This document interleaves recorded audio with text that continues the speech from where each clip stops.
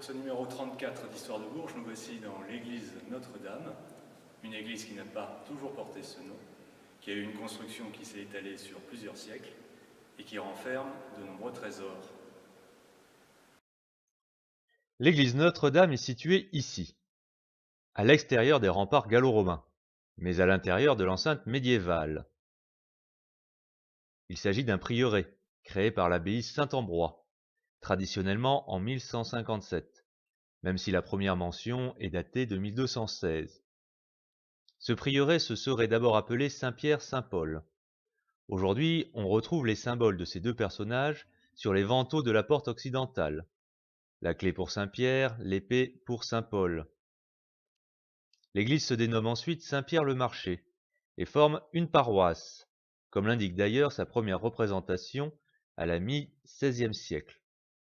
L'église était située non loin de Liévrette, près des rues Mirbeau, des Pourceaux, rue Gambon aujourd'hui, rue d'Étoile, rue Pellevoisin actuellement, dont l'intersection était une place de marché, d'où le nom de l'église. Sur cette place, on retrouvait une croix qui est indiquée sur le plan du XVIe siècle et qui avait dénommé jadis la place du marché, carroi de la croix de Pierre, aujourd'hui place de la Barre. Ce n'est qu'en 1803 que le bâtiment fut baptisé Notre-Dame. Il est vrai qu'avant la Révolution, de nombreuses églises s'appelaient déjà Notre-Dame, Notre-Dame de Salles, Notre-Dame de Montermoyen, Notre-Dame du Fourchot et Notre-Dame la Comtale. Mais après la Révolution, ces bâtiments n'existaient plus, ou ne faisaient plus office d'église.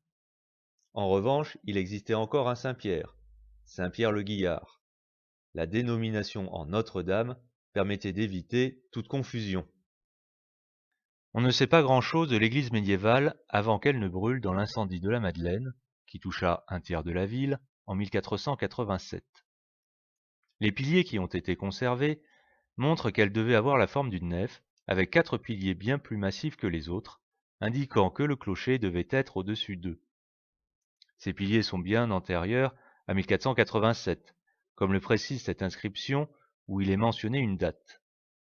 On peut y lire 1000, 4C soit 400, LVIII soit 58, donc 1458.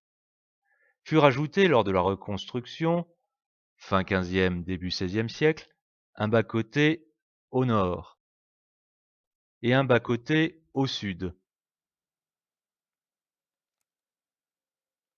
dont la largeur varie car il fut contraint par le tracé de la rue. Une 5e travée fut rajoutée à l'ouest.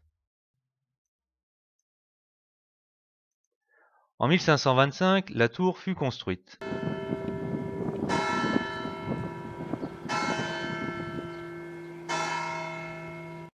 À la même époque que la tour nord de la cathédrale. On retrouve d'ailleurs des éléments de décoration identiques. Du XVIIe siècle datent les deux portes, occidentale et méridionale.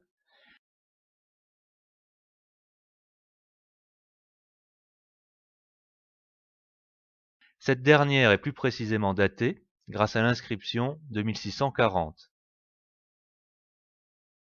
Dans les années 1760, de nombreux bouleversements eurent lieu à l'extérieur avec la construction de la sacristie,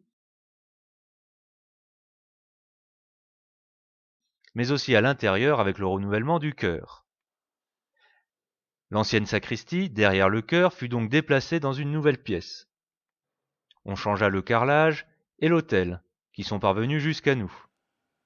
L'autel date de 1763, comme l'indique cette inscription, sur celui-ci. Il y avait derrière 3 tableaux, dont 2 ont disparu, et un qui est désormais sous la tour nord de la cathédrale, et dont l'auteur était Charles Monet. D'une série de 4 autres tableaux, représentant les évangélistes, il n'en reste plus que 2, et qui ont été déplacés depuis ici. Dans les années 1870-1880, Notre-Dame fut l'objet de nombreux travaux. 3 arcatures flamboyantes et une statue de la Vierge remplacèrent le tour du chœur, remonté en 1878 dans cette propriété privée. Tous les vitraux, sauf un, datent de cette époque. Le long de la nef, 24 écussons portent les noms de sanctuaires du Berry consacrés à Notre-Dame, avec leur date de fondation, parfois excentrique. Des clés de voûte portent les blasons des grands ecclésiastiques de l'époque, ainsi celui de Léon XIII, le pape de 1878 à 1903, celui de l'archevêque de Bourges, Jean-Joseph Marchal, mais aussi celui de Marie Bardot, dont les legs ont permis cette restauration. Enfin, celui de François de Beuil rappelle que ce paroissien du XVe siècle avait fondé une chapelle dans l'ancienne église, où était déjà présent ce vitrail racontant l'histoire de saint Jean-Baptiste. On trouve également aujourd'hui ce tableau de Valentin de Boulogne, un élève du Caravage, évoquant une descente de croix. Parmi les autres pièces intéressantes, 3 bénitiers se répartissent dans l'église.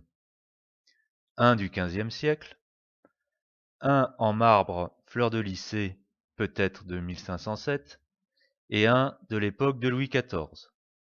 Enfin, toute une série d'inscriptions mortuaires dans le sol qui s'effacent peu à peu.